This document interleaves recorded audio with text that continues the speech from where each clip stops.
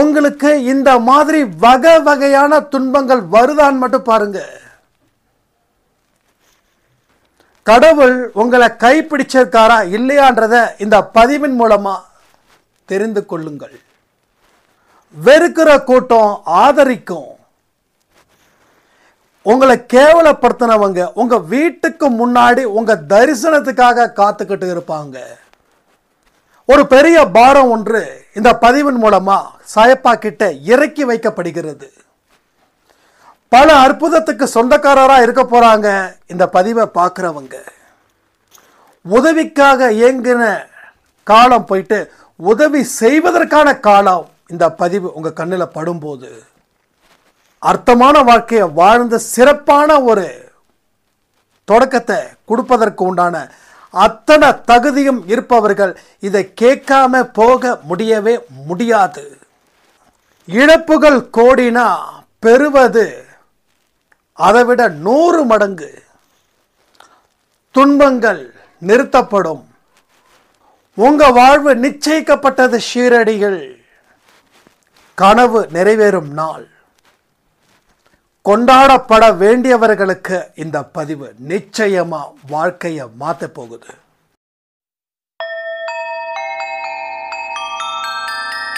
ஓம் சாயிரா சாயிரா ஓம் சாயிரா சாயிரா ஓம் சாயிரா சாயிரா அன்பே சாயிரா பேரன்பே சாயிரா அகிலம் தளிக்க ஆத்மா விழிக்க அனுதினம் சாயிரா எங்கள் அன்பே சாயிரா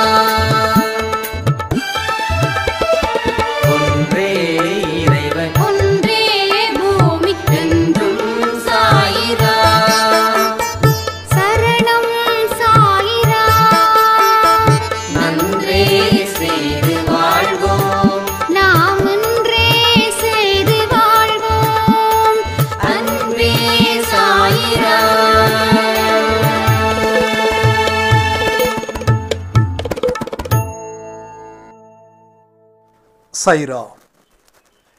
என் உயிரின் உயிரானவர்களே, உங்களை எல்லோரையும் சாயப்பா தெரிஞ்சு வச்சிருக்காரு. ஒவ்வொரு மனுஷனுடைய தேவைகள் என்ன, அவன் பிரச்சனை என்ன, அவன் கர்மா என்ன, எல்லாமே அவர்கிட்ட துல்லியமான கணக்கு இருக்குது. அந்த கணக்கின்படி இங்கே வாழ்க்கையையும் வாழ்ந்துக்கிட்டு இருக்கோம். வாழக்கூடிய அத்தனை நிமிஷங்கள்லையும் கடவுள் நம்மளுடனும் நாம் கடவுளுடனும் பயணிக்கிறோம். கடவுள் பெரிய அனுபவங்களை கொடுக்குறாரு. அதன் மூலமாக வாழ்க்கைக்கு தேவையான புத்திமதிகளையும் கொடுக்குறாரு. அது மட்டுமா கொடுக்குறாரு, அதன் மூலமாக நம்மளுடைய பாவங்களையும் குறைக்கிறாரு. அதன் மூலமாக புண்ணியங்களையும் அதிகரிக்கிறாரு. அதன் மூலமாக வரக்கூடிய பிறப்புக்கான ஜென்மத்தையும் குறைக்கிறாரு. அதன் மூலமாக பிறவாத ஒரு நிலைமையையும் அவர் ஏற்படுத்துகிறார். ஒரே விஷயத்தில் எத்தனை விஷயங்கள் ஒளிஞ்சுக்கிட்டு இருக்குது பார்த்தீங்களா இல்லையா? என்னைக்குமே ஒரு இன்சைட் வியூ, அந்த வியூவில் நீங்கள் பார்த்தீங்கன்னா நிறைய விஷயங்கள் உங்களுக்கு தெளிவுபடுத்துகிறாரு. அந்த வியூ இல்லைன்னா நீங்கள் மேலோட்டமாக பார்க்கக்கூடிய விஷயத்தை வச்சு நீங்கள் உங்கள் வாழ்க்கையை முடிவு பண்ணுறீங்க. மேலோட்டமாக இருக்கக்கூடிய விஷயங்களில் எந்த உண்மையும் இல்லை, தெளிவும் இல்லை. ஒரு மனுஷனோட நம்மக்கிட்ட பழகிறத வச்சு அவன் நல்லவன்னு நாம் தீர்மானிக்கிறோம். ஆனால் அவன் மோசமானவன்னு எப்போ தெரியுதுன்னா அதே அவன் செயல்படும் போது. அப்போ இத்தனை நாள் நல்லவனாக இருந்தவன் இப்போ மோசமானவனாக இருக்கானான்னா அது கேள்வி இல்லை, அது உண்மையும் இல்லை. அவன் மோசமானவன் தான். அவன் உங்ககிட்ட நடித்ததால் அவனுடைய உண்மையான முகம் உனக்கு தெரியல. இப்போ அவன் உன்கிட்ட நடிக்கலை, அதனால் நீ மோசமான முகத்தை அவன் காட்டுறான். அப்போ மேலோட்டமாக பார்க்கும்போது எந்த உண்மையும் இல்லை, எந்த புரிதலும் இல்லை. அதை உள்ளுக்குள்ளே பார்க்கும்போது தான் லட்ச புரிதல், கோடி புரிதல், பல்லாயிரக்கணக்கான கோடி புரிதல்கள் அதில் இருக்குது. அப்போ அந்த இன்சைட் வியூ, ஒரு பிரச்சனையை பார்க்குறோம், ஆனால் அந்த பிரச்சனையை சார்ந்து இருக்கக்கூடிய நல்ல விஷயங்களை பார்க்கல. மனுஷன் பிரச்சனையை வெறுக்கிறா, அதை வாழ முடியாதுன்னு நினைக்கிறா. ஆனால் பிரச்சனைக்கு காரணம் தான் தான்றதை உணர மறுக்கிறா. இல்லை உணர்ந்தாலும் அந்த பிரச்சனைகளை தீர்க்கணும்னு நினைக்கிறா. ஆனால் தீர்க்கணுன்றது அறிவாளித்தனம் தான். அதை விட ஒரு அறிவாளித்தனம் என்ன இருக்குதுன்னா, அதன் மூலமாக நீ என்ன கற்றுக்கிட்ட, உன் வாழ்க்கை முறை எந்த அளவுக்கு மாறப்போகுது, உன்னுடைய பிரச்சனைகளை நீ சமாளித்து வெளியில் வரும்போது நீ ஒரு வெற்றியாளனாக வரப்போறன்ற விஷயத்தை நீ ஏன் மறக்கிற? பலர் மூலமாக உனக்கு அனுபவத்தை கொடுக்குறேனே, அந்த பாடத்தை நீ ஏன் படிக்கல? உன்னை சுற்றி நடக்கக்கூடிய விஷயங்களை நீ உன்னுடைய அறிவை கொண்டு, உன்னோட புத்தியை கொண்டு தெளிவான பார்வையில் நீ பார்த்துருந்தா பலவிதமான வழிகளும் உனக்கு இன்னமும் காட்சி அளிக்கப்பட்டிருக்கும். ஒரு துன்பமும் உனக்கு இன்பமாக மாறக்கூடிய தத்துவத்தை நீ ஏன் புரிஞ்சுக்கல? ஸோ இத்தனை விதமான பிரச்சனைகளுக்கு பின்னாடி இவ்வளவு நல்ல விஷயங்களும் இருக்குது. இன்னைக்கு மனுஷனுக்கு வேகமாக எல்லா விஷயமும் நடக்கணும்.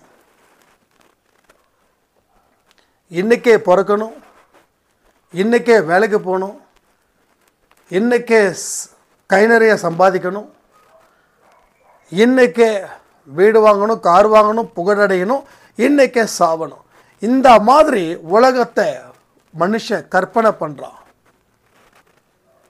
எதுலேயும் பொறுத்து நிதானமாக என்ன நடந்திருக்குதுன்னு யோசிக்க மறுக்கிறதுக்குள்ள அவன் 1000 விதமான ரியாக்ஷன் பண்ணி புலம்பல்களையும் கவலைகளையும் தனக்கு மட்டும்தான் அதிகமாக இருக்குதுன்னு சொல்லி கடவுள் பக்கம் கூட அவன் திரும்பல. ஏன்னா கடவுளை வெறுக்க ஆரம்பிச்சிட்டான். இவ்வளவு கஷ்டத்தை நீ கொடுக்குறியே, உனக்கு சக்தி இல்லையா? உனக்கு மனசு இல்லையா? இல்லை நீ உண்மையாகவே இல்லையா? நாங்கள் தான் நீ உண்மைன்னு நினச்சி வாழ்ந்துக்கிட்டு இருக்கோமா? ஒரு சக்தி வழி நடத்துதுன்னா அந்த சக்தி ஏன் எந்த விதமான ஒரு கெடுதல் நடக்கும் போதும் அது என்ன நம்மளை இல்லை சுற்றி இருக்கிறவங்களை காப்பாற்றலைன்னு அடுக்கடுக்கான கேள்விகள். சில கேள்விகளுக்கு பதிலே இல்லை. அதை பற்றி ஆராய்ச்சி பண்ணக்கூடாதுன்னு கடவுள் சொல்லியிருக்காரு. அதுவும் கடவுளோட வார்த்தைகள் தான். ஏன்னா அதனுடைய புரிதல், அதனுடைய கணக்கு வழக்குன்றது டோட்டலாக வேறு. இன்னைக்கு நான் இந்த நேரத்தில் இதை பற்றி பேசிகிட்டு இருக்கேன்னா, நாளைக்கு இதே நேரத்தில் எதை பற்றி பேசுவேன்னு எனக்கும் தெரியாது, உங்களுக்கும் தெரியாது, எந்த மனுஷனுக்கும் தெரியாது. ஆனால் கடவுளுக்கு தெரியும். நாளைக்கு நீ எந்த நேரத்தில் ஆடியோ கொடுப்ப, நாளைக்கு உனக்கு எந்த மனநிலை இருக்கும். உன்னை நான் பிஸியாக வச்சுருப்பேன்னா, இல்லை நீ பழைய ஆடியோவை தான் போடுவியா, இல்லை பழைய ஆடியோவை ஒருத்தவங்களுக்காக நான் ஏன் போட சொல்கிறேன், அவங்க கேட்கணும். எத்தனை விதமான வழிகள். சில விஷயங்கள் எல்லாம் நினச்சி பார்க்கும்போது கடவுள் எதை வச்சு எதை தொடர்பு படுத்துகிறாருன்னு பண்ணுறதுக்கே ஆச்சரியமாக இருக்கும். பல விஷயங்கள் நான் பார்த்துருக்கேன். எங்கேயோ ஆரம்பித்து எங்கேயோ வந்து எங்கேயோ முடிஞ்சு போகும். இதை நாம் 10 வருஷத்துக்கு முன்னாடி நினச்சி பார்த்துருக்க மாட்டோம், 5 வருஷத்துக்கு முன்னாடி நினச்சி பார்த்துருக்க மாட்டோம், போன மாதம் நேரம் நினச்சி பார்க்க மாட்டோம். அவ்வளோ ஒரு பிரமிப்பாக இருக்கும். என்னடா இது, எப்படி நடந்தது, எதை வச்சு நடந்தது, இப்படிலாம் கூட நடக்குது பாரு அப்படின்னு எத்தனையோ விஷயங்களை நாம் சொல்லிக்கிட்டே போகலாம். ஆனால் இங்கே வாழ்க்கைன்றது நிலை இல்லை, அதனால் அப்படி இரு இப்படி இருன்னு சொல்லி இதை ஒரு வாழ முடியாத தத்துவமாக மாற்றிட்டாங்க. வாழக்கூடிய தத்துவங்கள் ஆனால் வாழ முடியாத தத்துவங்களாக போயிடுச்சு. ஏன்னா இதை சுற்றியும் சில பிரச்சனைகள் இருக்கிறதால இது முடியாதது, இது வெறுக்கத்தக்கது, இது வேதனை அளிக்கக்கூடியது, அந்த மாதிரி ஒரு விஷயத்தை நாம் முடிவு பண்ணிட்டோம். ஸோ பொறுமை அப்படின்றது என்ன விலை? பொறுமையாக இருந்தால் இங்கே வாழ்க்கையில் வாழ முடியாது, வாழ்க்கையில் சாதிக்க முடியாதுன்னு ஒரு கூட்டம் பேசிக்கிட்டு இருக்குது. அப்போது இதை எல்லாத்தையும் நாம் சரி பண்ணி வாழ்க்கைக்கு ஒரு கணக்கு இருக்குது. அந்த கணக்கு ஆண்டவன் போட்டது. அந்த ஆண்டவன் போட்ட கணக்கின்படி ஆண்டவனோட மனநிலையை பொறுத்து நம்ம வாழ்க்கையை இங்கே மாற்றிக்க முடியும்னு நினைக்கிற இடத்துல நீங்கள் வெற்றி அடைகிறீர்கள். அது வரைக்கும் எப்படி இருக்கு உங்கள் வாழ்க்கை? ஒரு விதமான போக்கில் இருக்குது. ஆனால் இந்த மாதிரியான விஷயங்கள் உள்ள நிறையும் போது, இந்த மாதிரியான விஷயங்கள் ஒரு அழுத்தத்தை கொடுக்கும்போது அது இன்னமும் பலம் வாய்ந்ததாக போகுது. எந்த ஒரு பால் வச்சுக்கோங்க, எந்த ஒரு பாலாக இருக்கட்டும், அந்த பாலை தரையில் போட்டு அழுத்தி போட்டிங்கன்னா நீங்கள் எந்த அளவில் ப்ரெஷர் கொடுக்குறீங்களோ அதை விட ப்ரெஷராக மேலே போகும் அந்த பால். கொஞ்சம் செக் பண்ணி பாருங்கள். ஒரு பாலை கைக்கு எட்டுற தூரத்தில் தான் நீங்கள் போடுறீங்க, ஆனால் அந்த பால் எவ்வளோ ப்ரெஷராக போகுது. ஸோ துன்பம் எந்த அளவுக்கு வருதோ அதை விட பல மடங்கு இன்பமும் அடைய முடியும். சில விஷயங்கள் இந்த மாதிரியான விஷயத்தை வச்சு நாம் ஒரு வாழக்கூடிய தத்துவத்தை நாம் உருவாக்கலாம், அதில் வாழலாம், அதில் சாதிக்கலாம், பலவிதமான திருப்பங்களையும் ஏற்படுத்தி அந்த அனுபவத்தையும் படித்து நாம் ஒரு பலமான ஒரு இரும்பு கோட்டையை கட்டலாம். ஆனால் இங்கே பல பேர் மணல் வீட்டை கட்டுறாங்க, பல பேர் வானத்தில் வீடு கட்டுறாங்க. ஆனால் இரும்பு கோட்டையவே நாம் உருவாக்கலாம். அந்த மாதிரியான மன உறுதி, தைரியம் இருந்துருச்சுன்னா உங்களை விட வீரமானவர்கள் இந்த உலகத்தில் இல்லை. எத்தனையோ பேரை நீங்கள் பார்த்துருக்கலாம், ஆனால் ஒரு சின்ன பயம் அவங்களுக்குள்ளே இருந்துக்கிட்டே இருக்கும். ஆனால் நீங்கள் அவர்களை விட பலசாலியான குழந்தையா மாறலாம். ஏன்னா கடவுளுடைய கணக்கின்படி, கடவுளோட அருளின்படி நீங்கள் பெறப்போவதோ ஏராளம். நீங்கள் பெறப்போவதுன்றது ஏராளம். அப்பேற்பட்ட ஒரு இடத்துல நீங்கள் நின்று சாதிக்க வேண்டியதை நீங்களே சாதிக்கலாம். யாருடைய துணையும் இல்லாமல், யாருடைய உதவியும் இல்லாமல், யாருடைய அறிவுறுத்தலும் இல்லாமலே நீங்கள் ஈஸியாக வாழ்க்கையில் ஜெயிக்கலாம்.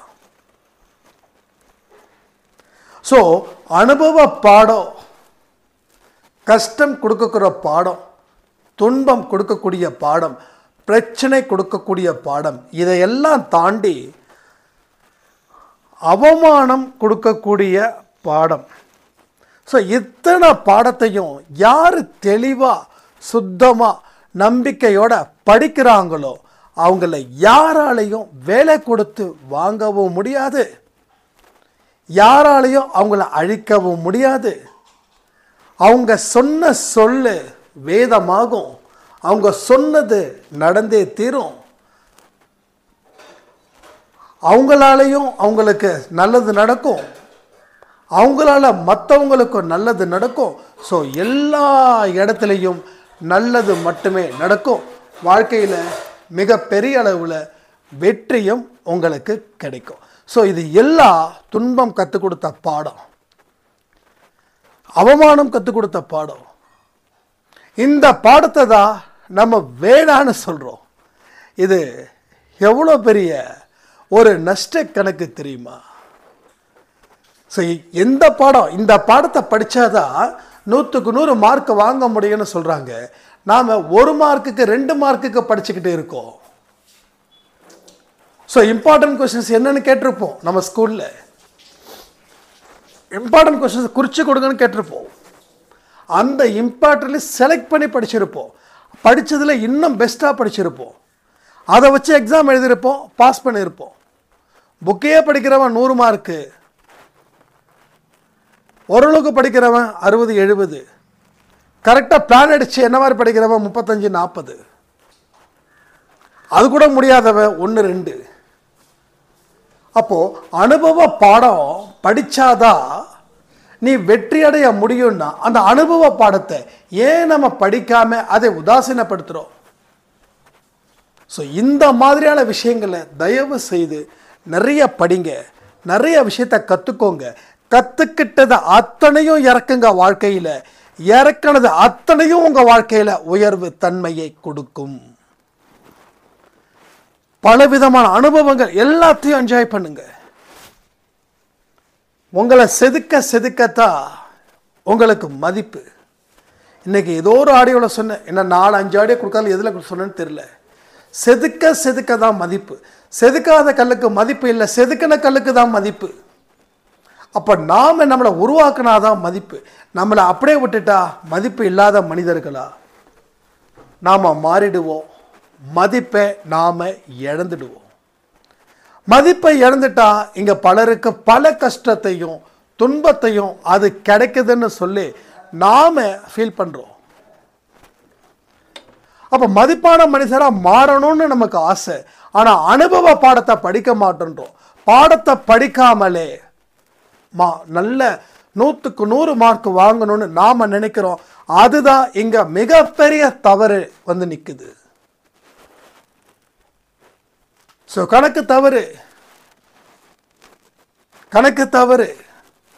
நம்ம போடுற அத்தனை கணக்கு தப்பாக போகுது. ஆனால் நான் நல்லபடியாக தான் கணக்கு போட்டேன், ஆனால் எனக்கு ஃபெயில் மார்க் போட்டிருக்காங்கன்னு சொல்லி திருத்தரவர மேலேயே நம்ம பாரத்தை தூக்கி போடுறோம். திருத்தவர் மேலேயே பழியை தூக்கி போடுறோம். ஏன்னா கடவுள் வந்து நேருக்கு நேராக அவங்கக்கிட்ட பேச்சு கொடுத்துருந்தாருன்னா நாம் யார் எந்த கேள்வியையும் கேட்காம சிறப்பான ஒரு பாடத்தை படிச்சிருப்போம். அவர் கேட்க முடியாத சூழ்நிலையில் இருக்காரு. அதனால தான் நம்ம இத்தனை பேசுகிறோம். பேச வேண்டிய இடத்துல நீங்கள் இருக்கீங்க, அவர் பேச முடியாத இடத்துல இருக்காரு. ஆனால் அவர் பேச மாட்டார். உங்களுக்கு ரிசல்ட் மூலமாக வாழ்க்கையை அவர் உணர்த்துவார். என் வாழ்க்கையில் பல இடத்துல அவர் ரிசல்ட் மூலமாக நிறைய நிறைய நிறைய உணர்த்தியிருக்கார். பேசாமலே இவ்வளோ பெரிய வெற்றியை நீ கொடுத்துருக்கியா அப்படின்னு நம்ம மன ரீதியாக கண்ணீர் வடிப்போம் தெரியுமா, ஆனந்த கண்ணீர். ஸோ அங்கே நிற்கிறாருங்க கடவுள். இது மாதிரி பல எக்ஸ்பீரியன்ஸை நான் பார்த்ததால தான் இந்த அளவுக்கு ஸ்ட்ராங்காக இவ்வளவு தைரியமாக துன்பத்துக்கு பின்னாடி இருக்கக்கூடிய விஷயத்தை என்னால் தெளிவாக சொல்ல முடியுது. ஸோ அனுபவசாலின்ற முறையில் நான் சொல்லிக்கிட்டு இருக்கேன். இதை வந்து சும்மா ஏதோ ஒன்று வலி இருக்கிற இடத்துல தான் அந்த எமோஷ்னல் இருக்குன்னு சொல்லுவாங்க. இந்த எமோஷ்னல் இது எனக்கும் நல்லது, உங்களுக்கும் நல்லது. கடவுள் ஒன்றுமே செய்யலைன்னு சொல்லி ஒரு பேட் எமோஷனலை கிரியேட் பண்ணி, ஒரு பேட் சிச்சுவேஷனை கிரியேட் பண்ணி நீங்கள் லைஃப்பை ரன் பண்ணும்போது அந்த லைஃப் எப்படி அமையுதுன்னா ஃபெயிலியர் லைஃபாக மாறுது. ஆனால் இப்போ சொல்கிறது, நான் எல்லாமே சொல்கிறது ஒன்றே ஒன்று தான். குட் எமோஷ்னல் உங்கள் வாழ்க்கையை என்ன செய்யுதுன்னா ஒரு நல்ல வேவை கிரியேட் பண்ணுது. அதை கிரியேட் பண்ணி அது உங்கள் வாழ்க்கையில் நீங்கள் பயன்படுத்தும் போது ஒரு அருமையான அற்புதமான ஒரு வாழ்க்கையை அது உங்களுக்கு கொடுக்குது. திரும்பின பக்கம் எல்லாம் புகழ், திருமண பக்கமெல்லாம் அவங்க உங்களை பார்த்து முகம் மலர்றாங்க. உங்களை யாரும் வேண்டான்னு சொல்லலை, ஸோ உங்களை எப்படி அன்பு வச்சுருக்காங்க, அந்த அன்பு எப்படிப்பட்டதுன்றதை உங்கள் மூலமாக நான் இங்கே பார்த்துக்கிட்டு இருக்கேன். இப்போ லாஸ்ட்டாக ஒரு 2 நாள் ஒரு ஊருக்கு அவுட் ஆஃப் ஸ்டேஷன் போயிருக்கும்போது ஒரு குறைஞ்சது ஒரு 20, 25, 30 பேரை பார்த்துருப்பேன். அவங்க அன்பு எனக்கு அவ்வளவு தேவைப்பட்டுச்சு. அப்போ என்ன நடக்குது, ஏது நடக்குது, எப்படி நடக்குது, எல்லாமே ஒரு பெரிய கணக்கு. இந்த யூடியூப் ஃபேமிலி ஆரம்பித்தது, வாட்ஸ்அப் ஃபேமிலி ஆரம்பித்ததுக்கு உண்டான விஷயங்கள். அப்போ நிறைய பேர் சொன்னாங்க, வாட்ஸ்அப் குரூப் ஆரம்பிக்கிறீங்க, நிறைய பேருக்கு நிறைய விஷயங்கள் சொல்கிறீங்க, ஏதாவது லாபம் இருக்குதா, எதுக்கு தேவையில்லாமல் கற்றுக்கிட்டு இருக்கீங்கன்னு. எப்போ வாட்ஸ்அப் குரூப் ஆரம்பிக்கும் போது எனக்கு தனிப்பட்ட முறையில் எனக்குன்னு சில வெல்விஷர்ஸ் இருப்பாங்கல்ல, அவங்க சொன்னது, இதெல்லாம் பண்ணுறதை விட்டுட்டு வேலைக்கு போயிட்டு ஏதாவது பண்ணுங்க. ஆனால் வேலையும் பார்த்துட்டு தான் இருந்தோம். எதுக்கு நேரத்தை வீண் பண்ணுறீங்க? இப்போ நீங்கள் சொல்கிறவங்க எல்லாம் காசு கொடுத்து உங்கள் கடனை அடைக்க போகிறாங்களா அப்படின்னு சொல்லி எனக்கு ஏகப்பட்ட ப்ரெஷர் வந்தது. ஆனால் அதனால் நம்ம மனசு தொய்வு அடையல. நாம் கடவுளை பற்றி பேசணும், பலனுக்காகவா? இல்லை, அன்பு. உங்களுக்கு ஒருத்தர் மேலே உங்கள் அப்பா மேலேயோ உங்கள் அம்மா மேலேயோ அன்பு இருந்துச்சுன்னா என்ன பண்ணுவீங்க? அந்த அன்பை உள்ளுக்குள்ளே வச்சுக்க மாட்டீங்க, எல்லாருக்கிட்டையும் சொல்லுவீங்க, எங்கள் அப்பா அது மாதிரி, எங்கள் அம்மா அது மாதிரின்னு. அவங்கள காசாக கொடுக்குறாங்க. அது மாதிரி கடவுள் மேலே வச்சிருக்கக்கூடிய அன்பு, கடவுள் மேலே வச்சிருக்கக்கூடிய பற்று, பாசம், நேசம். கடவுளை நினைச்சாவே உடம்பு மெய்சல் இருக்குது, கடவுளை நினைச்சாவே கண்ணு கலங்குது, கடவுளை நினைச்சாவே ஒரு மனசு ரொம்ப கூலாக இருக்குது. இத்தனையும் நடக்குது எப்போ கடவுள்கிட்ட உண்மையா நம்ம மனசை பறி கொடுத்தா. பிரச்சனைக்காக கடவுளை தேடுனா நான் சொன்னதில் 1% கூட நடக்காது. ஆனால் பிரச்சனைக்காக தான் நானும் கடவுள்கிட்ட வந்தேன். ஆனால் கடவுள்கிட்ட வந்ததுக்கப்புறம் ஆழமாக திங்க் பண்ணதுக்கப்புறம் பல விஷயங்களை என் லைஃப்பில் கஷ்டங்களை அனுபவிக்கும் போது கடவுள்கிட்ட இன்னும் நெருக்கம் அதிகரிச்சது. ஸோ துன்பத்தால் தான் கடவுள்கிட்ட நான் வந்தேன். துன்பம் இல்லை, கடவுள் இல்லை, துன்பம் எனக்கு ஹீரோ. அப்போ துன்பம் கற்றுக் கொடுத்த பாடத்தை எவ்வளோ அற்புதமான பாடமாக இருக்கு. கடவுள் எனக்கு துன்பத்தை கொடுத்துடலாம இருந்தா நான் இல்லை, எனக்கு நீங்களும் சொந்தமாக இருக்க மாட்டீங்க. ஸோ துன்பத்தை வெறுக்கிற மனம் கொண்ட சாயப்போட குழந்தைகளுக்கு நான் சொல்லக்கூடிய விஷயத்தை மட்டும் கவனமாக கேளுங்க. துன்பம் அதிகரிக்க அதிகரிக்க உங்களுக்கு சாயப்பா காப்பாற்றுவான நம்பிக்கையோடு இருந்தீங்கன்னா சாயப்பா இறங்கி வந்து உதவி செய்வார். துன்பம் இருக்குது அப்படின்னு அந்த துன்பத்துக்கு பதிலாக இன்பத்தை தேட முயற்சி பண்ணும்போது கடவுள் உங்ககிட்ட வருவது இல்லை. ஏன்னா நீங்கள் எடுத்த இன்பம் கடவுளோட ஒரு புரோட்டோக்காலிலே இல்லாத ஒரு இன்பமாக அது இருக்குது. நிறைய ஆண்கள் துன்பத்தை மறக்க சரக்கடிக்கிறது, இன்னும் தப்பான வழிகளை போகிறது, இதெல்லாம் கடவுளோட புரோட்டோக்காலே இல்லை. ஸோ இந்த இன்பம் துன்பத்தை கொடுக்கும்.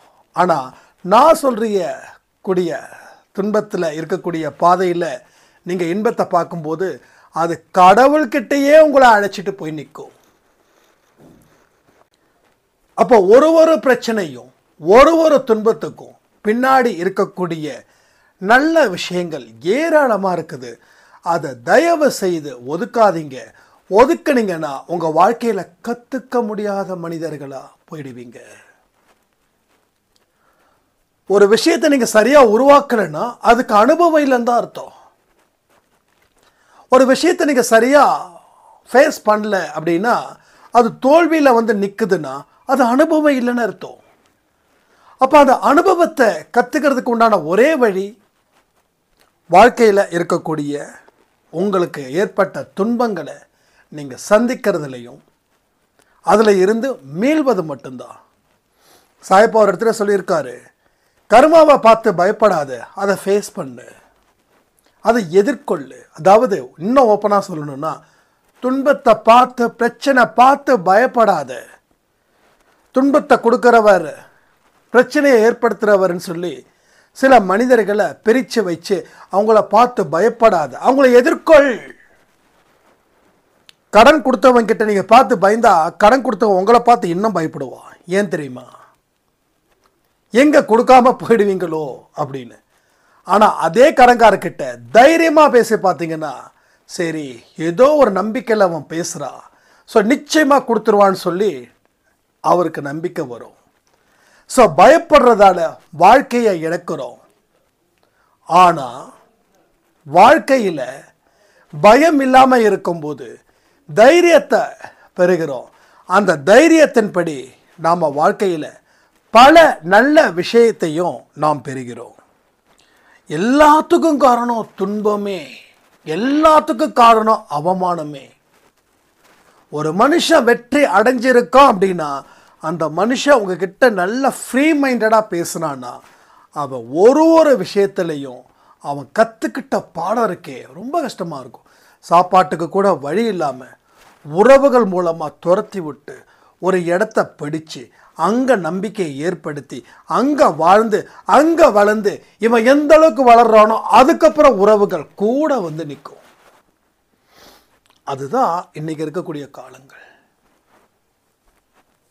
அப்போ யார் யாரெல்லாம் சாதிச்சிருக்காங்களோ அவங்களுக்கு பின்னாடி இருக்கக்கூடிய துன்பமயமான சூழ்நிலையை கொஞ்சம் யோசிச்சு பாருங்க. அந்த துன்பம் அவனுக்கு கிடைக்கலன்னா வாழ்க்கை வெற்றி அடைஞ்சிருக்காது. அதான் பைபிளில் அருமையான வார்த்தை. இங்கே நிறைய பேர் என்ன அடிக்கடி பைபிளை பற்றி பேசுகிறீங்க, பகவத்கீதை பற்றி பேச மாட்டீங்களா? எம்மதமும் சம்மதமே. நான் எங்கள் ஸ்கூலில் படித்த வார்த்தைகள் என் வாழ்க்கையில் ஒழுக்கத்தை கொடுத்துச்சு. பைபிளோ எனக்கு பகவத்கீதை தான், பகவத்கீதையோ எனக்கு பைபிள் தான்.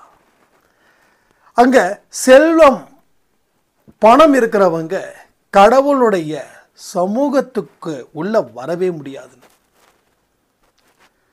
அதே போல ஒரு முனிவர்கிட்ட ஒரு நல்ல வசதி படைச்ச ஒரு மனுஷன், எனக்கு நிம்மதி இல்லை, பணம் நிறைய இருக்குது அப்படின்னு சொல்லும்போது தொடர்ந்து கேட்டுட்டே இருக்கார். இவருக்கு மட்டும் அந்த முனிவர் பதில் சொல்லவே இல்லை. ஒரு நாளும் அவர் முனிவருடைய பதிலுக்காக காத்திருக்கார். ஒரு தடவை அவர் முனிவர்கிட்ட கேட்டார், நான் தினமும் வந்துக்கிட்டு இருக்கேன், நான் பெரிய பணக்காரன், கோடிக்கணக்கில் பிஸ்னஸ், கோடிக்கணக்கில் வருமானம் எல்லாமே இருக்கு, ஆனால் நிம்மதி இல்லை. நான் உங்ககிட்ட எத்தனையோ தடவை கேட்குறேன், நீங்கள் பதில் சொல்லாமல் இருக்கீங்க அப்படின்னு. உடனே முனிவர் சொன்ன ஒரு வார்த்தை இப்போ வரைக்கும் என்னோட நெஞ்சில் இருக்கு. இது கதையாக படித்தது.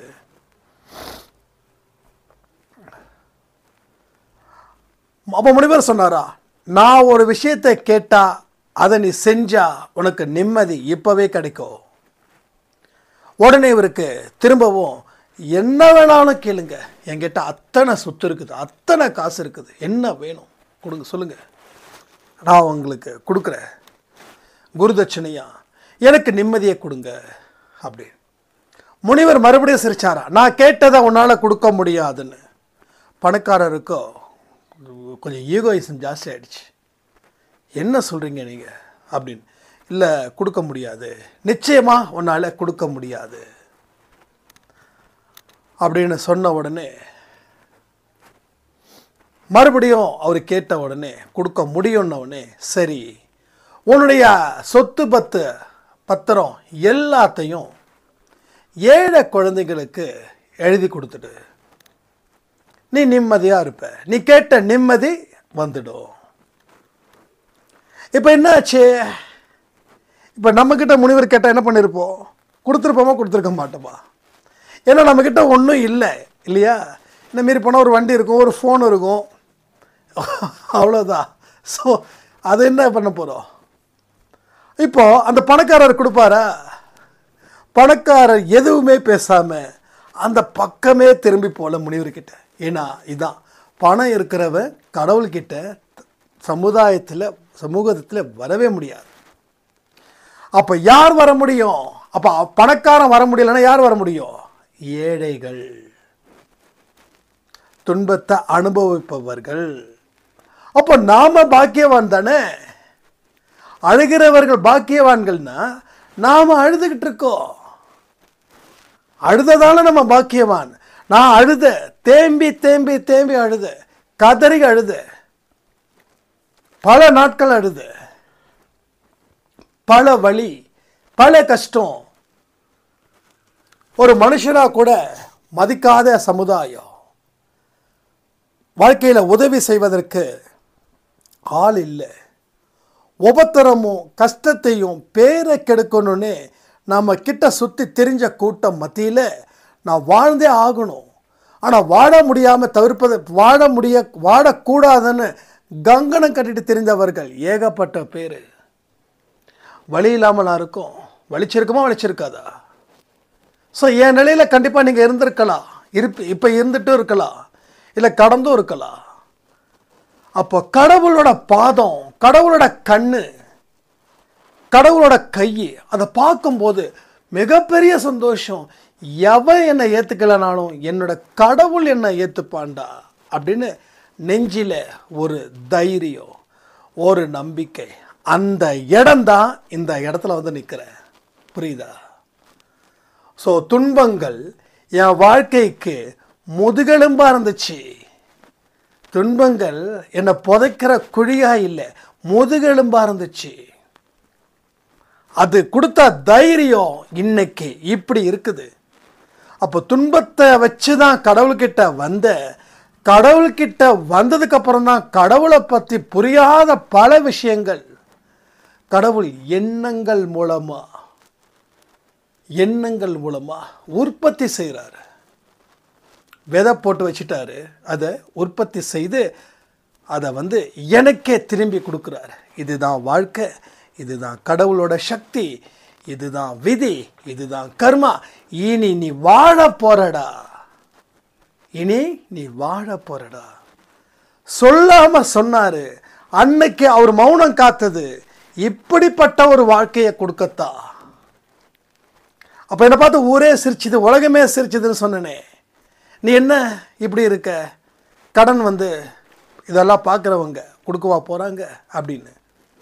அதை பற்றிலாம் நம்ம யோசிக்கல. கடவுளை பற்றி பேசுறதுல இருக்கக்கூடிய ஆனந்தம், பேரானந்தத்தோட வெளிச்சம், அந்த வெளிச்சம் இப்போ பேசிக்கிட்டு இருக்கிறது.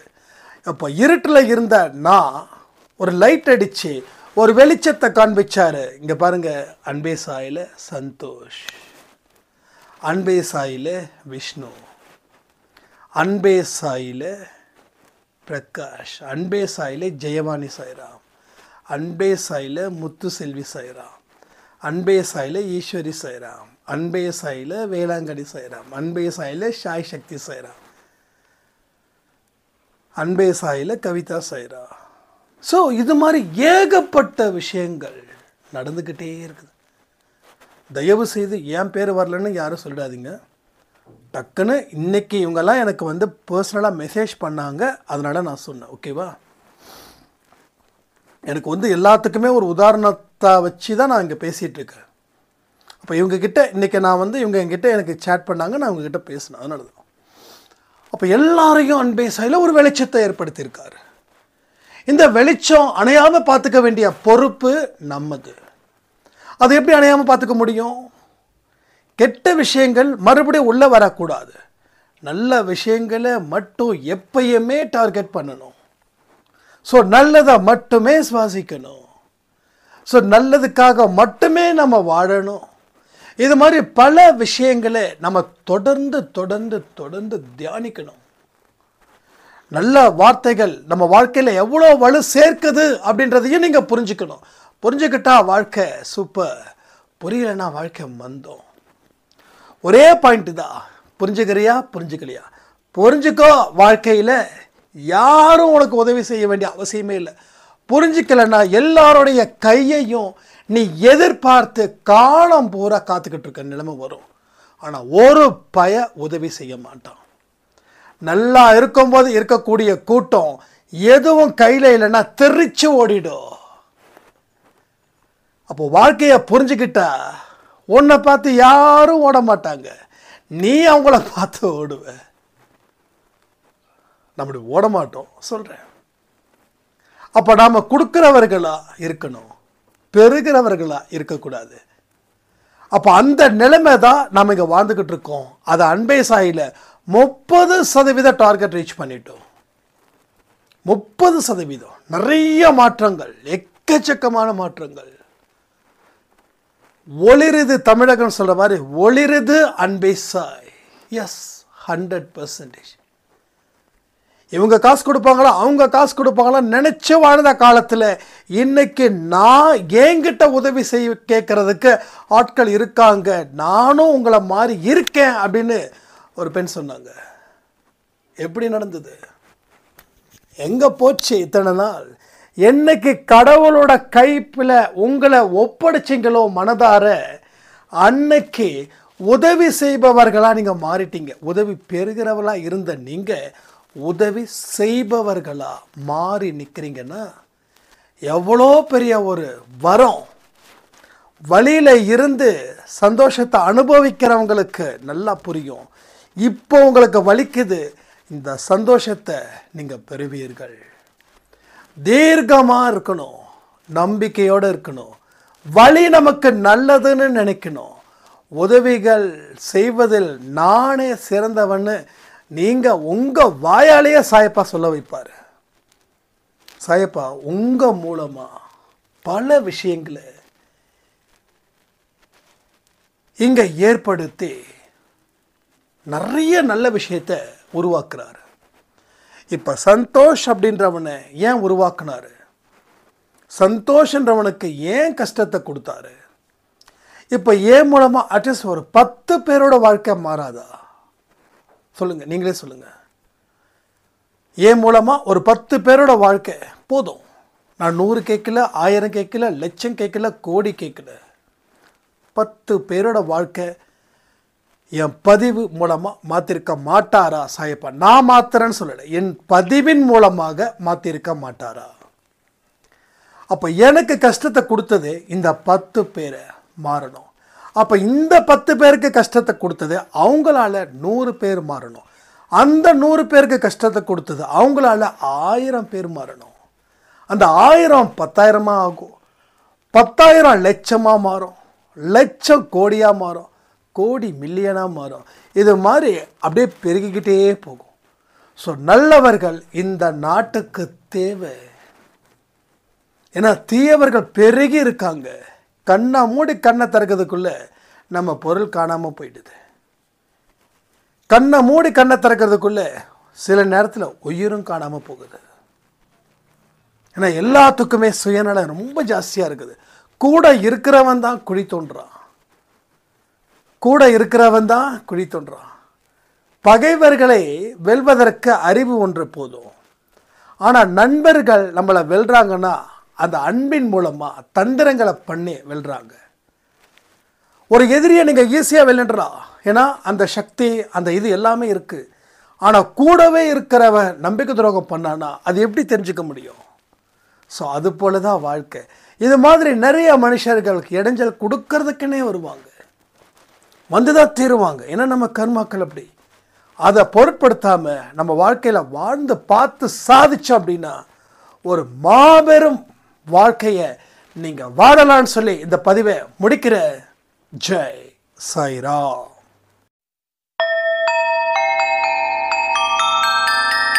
ஓம் சாயிராம். ஓம் சாய்.